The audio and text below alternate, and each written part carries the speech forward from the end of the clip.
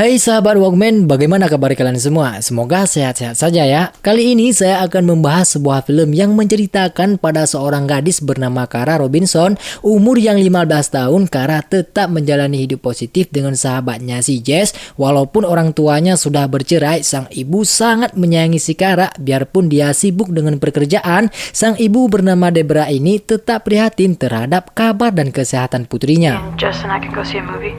And Dad's just gonna pick us up. You have a good time today. Sounds good. I love you. Bye, Mama. Love you too. Selagi menunggu si Jess selesai mandi, dia meminta untuk membantunya menyiramkan bunga di depan rumah. Sebagai teman yang sudah akrab, Kara pun bersedia membantu selagi menunggunya selesai dan secepat mungkin mereka keluar untuk bermain.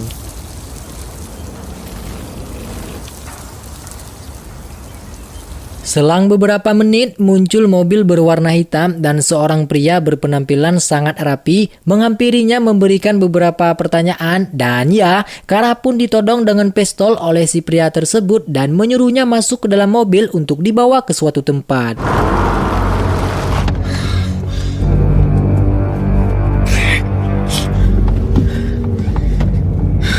Selesai si Jess mandi, melihat si Kara tiba-tiba menghilang entah pergi kemana, dia pun panik setelah diperiksa kemana-mana namun tidak ditemukan dan merasa mungkin ada seseorang yang telah menculiknya. Kara!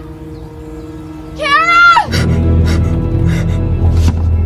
Setelah tiba di suatu tempat, Richard meminta kepada Kara untuk menunggunya beberapa menit. Sangat cerdas dalam menjebak si korban, membiarkan pintu mobilnya terbuka untuk melihat apakah dia akan melarikan diri. Namun di sini kita akan diperlihatkan si Kara sempat berpikir dengan cerdas dan tidak terburu-buru sebelum mengambil langkah. Dia menyimpulkan mungkin ini adalah sebuah jebakan. Jika dia melarikan diri, pastinya dia akan ditembak. Maka dia lebih memilih untuk diam, nurut bertahan selagi ada kesempatan yang tepat untuk melarikan diri.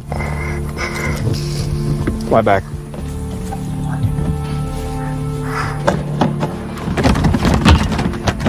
Sampainya di sebuah apartemen, semua ikatan dilepas dan menyuruhnya untuk menuruti aturan seperti jika dia ingin melakukan sesuatu atau ada sesuatu yang diinginkan, dia harus memberitahu dan meminta izin. Jika tidak, konsekuensi yang didapatkan, Kara akan dibunuh. Setelah memberitahu aturan termasuk beberapa pertanyaan seperti nama, orang tua, alamat, sekolah, pacar, dan sebagainya, Kara menjawab semua pertanyaan termasuk memberitahu bahwa dia tidak pernah berhubungan dengan pria selama hidupnya walaupun dia punya pacar. Setelah mendengar, Richard berkata untuk menyuruhnya berbaring di kasur selagi ada kesempatan dan pada hari inilah pertama kali Kara akan merasakan pukulan cabul darinya. Lay down on the bed.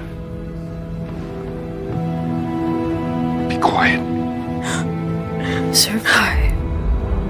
Setelah Debra mengetahui dari si Jess bahwa anaknya menghilang, mereka memberitahu kepada syarif kepolisian untuk mencari kabar dan informasi anaknya, namun tidak direspon dengan baik dan malah dianggap jika si Kara lari dari rumah.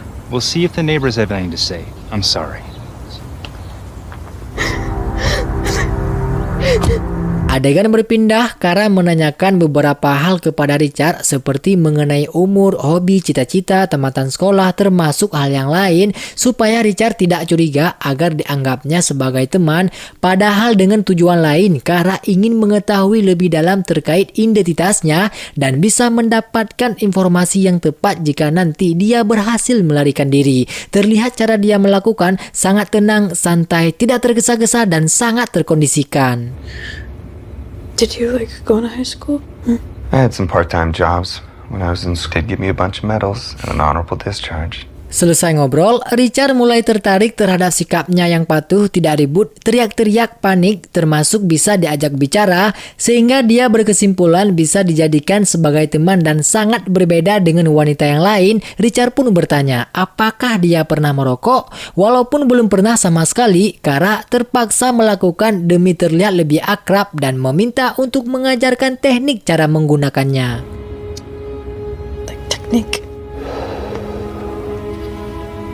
Sesuatu yang lain harus dia lakukan adalah mengingat beberapa peliharaan milik si Richard untuk menjadi bukti dan dia pura-pura bertanya seberapa banyak binatang yang dipelihara, apakah dia mencari uang dengan seperti ini atau hanya sekedar hobi saja. Animals. I guess so. Work in the Navy anymore? No.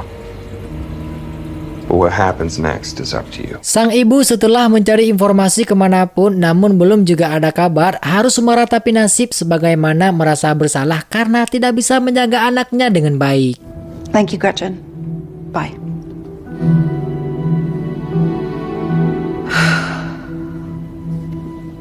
Terkait hal yang lain dia ingat, Kara menghafal semua tulisan pada kertas, resep, dan stiker yang tertempel di kulkas untuk menjadi sebuah bahan bukti yang lebih kuat, detail, tepat, pasti. Walaupun dia tidak tahu ke depannya akan seperti apa, setidaknya dia akan berusaha untuk menunggu waktu yang tepat agar bisa melarikan diri dari tempat tersebut.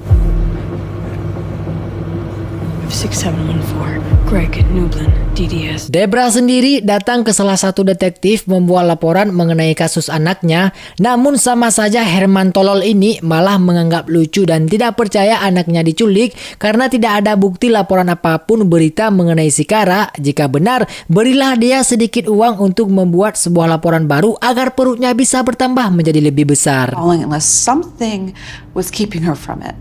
Do something. You've done your job. Thank you. All right then. Setelah 18 jam disekap dan dijadikan pemuas, sebelum mereka tidur, Richard memborgol tangan si Kara agar tidak bermaksud melakukan hal bodoh. Paginya, ketika Richard masih tidur, dia perlahan membuka borgol dan ikatannya. Setelah berhasil, akhirnya kesempatan itu pun diambil untuk kabur dari tempat tersebut.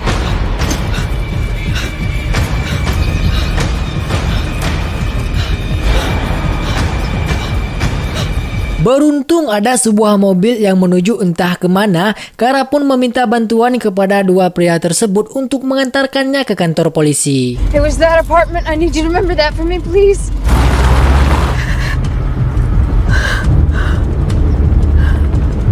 Tiba di sana, salah satu syarif muda bernama Aaron merespon dan menyimak dengan baik apa yang disampaikan oleh si Kara.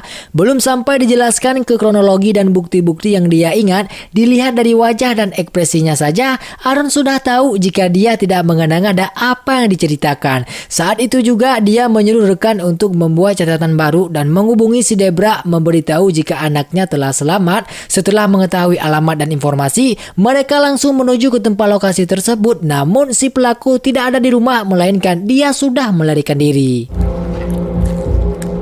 Clear. This is the right spot. She was spot on.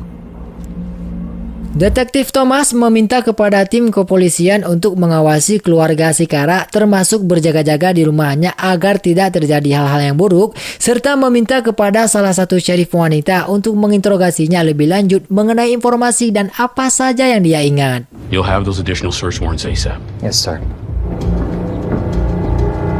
Saat diinterogasi, Kara memberitahu semua yang dia ingat seperti kode, stiker, kode kotak rahasia, binatang peliharaan, termasuk hal yang lain, dan itu tidak meleset dari apa yang mereka temukan di dalam rumah si pelaku, sehingga si polisi dan ibunya dibuat merasa kagum caranya berpikir untuk mengingat sesuatu sangatlah detail, bahkan mereka saja tidak sampai kepikiran seperti itu. 803-555-6714 555-8562 Big box too underneath all of his animal cages that he did not want me to know about, so you should probably find. Si polisi ini pun menunjukkan beberapa foto yang diambil dari Pak RT, siapa saja orang-orang yang tinggal di apartemen tersebut. Salah satu foto si Richard yang menjadi bukti kuat dan dialah yang akan menjadi sasaran.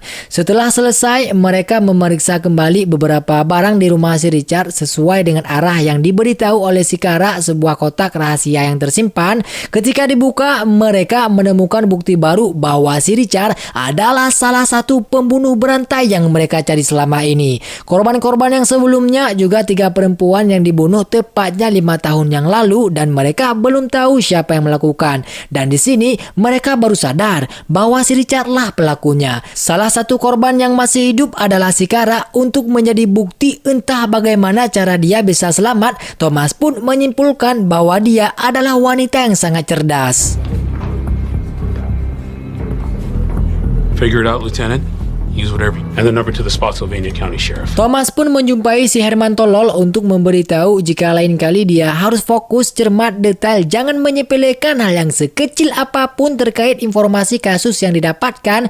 Jangan hanya memikirkan uang gaji bulanan, gaji besar, jabatan tinggi, korupsi uang, kasus tidak selesai-selesai. Tanggung jawablah yang mereka butuhkan. Jika dia masih seperti itu, lama-kelamaan perutnya akan meledak. Thomas berharap jangan sampai si Herman seperti oknum-oknum yang ada di negara tetangga sebelah. Worked it as a runaway.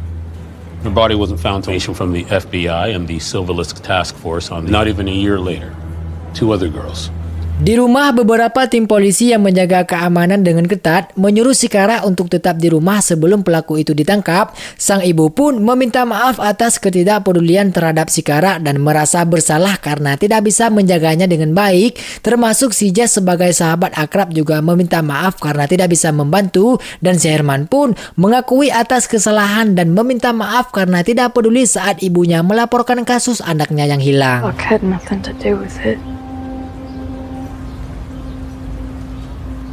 Thomas menemui si Kara untuk berterima kasih terkait informasi yang diberikan. Berkat dirinya, kasus ini terungkap dan si pelaku yang mereka cari selama ini pun sudah ditemukan. Thomas lagi-lagi sangat berterima kasih, jika bukan karenanya mungkin kasus yang mereka selidiki 5 tahun sampai sekarang tidak akan selesai-selesai dan bisa saja si pelaku akan memburu korban yang lain. Thomas menyimpulkan bahwa si Kara adalah sang pahlawan yang telah menyelamatkan generasi yang baru. Thank you. If you wouldn't mind, I'd love to come by and see it sometime again. Singkat cerita, setelah si pelaku berhasil dilacak, mereka langsung bergegas untuk menuju ke tempat lokasi di mana Richard yang sedang berjalan dengan santai berhasil ditemukan oleh kedua polisi dan dikejar sampai ke sela-sela lorong. Ketika dia berhasil ditangkap, daripada dimasukkan ke dalam penjara dengan hukuman seumur hidup, si Richard pun lebih memilih untuk mengakhiri hidupnya. Drop your weapon! Who's deceased?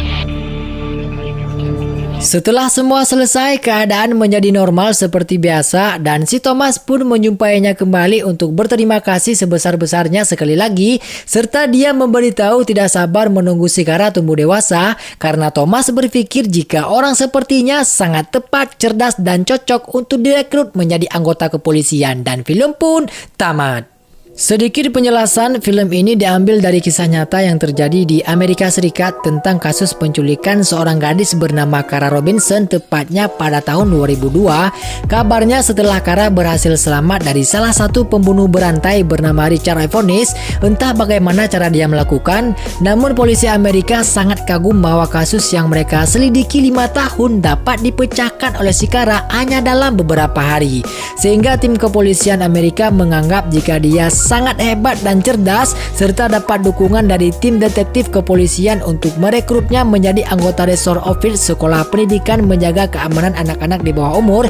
Entah bagaimana lagi ceritanya, saya pun kurang tahu karena begitulah yang saya baca di Google. Kesimpulan dari film ini adalah, sesulit apapun masalah dan keadaan kita, cerdaslah dalam berpikir sebelum mengambil keputusan. Hadapilah dengan tenang, santai dan pasti, jangan tergesa-gesa, jangan terburu-buru. Seperti yang dikatakan oleh pepatah, kita sebagai manusia harus bersabar ketika menghadapi sesuatu. Satu lagi, untuk orang tua yang punya anak, jagalah dia dengan baik sesibuk apapun pekerjaan. Setidaknya kita harus prihatin, peduli, dan punya waktu untuk bersamanya. Maka dari itu, saya mengucapkan terima kasih buat kalian semua yang telah menonton. Saya doakan mendapatkan rezeki yang melimpah, serta sehat selalu buat keluarga kita semua.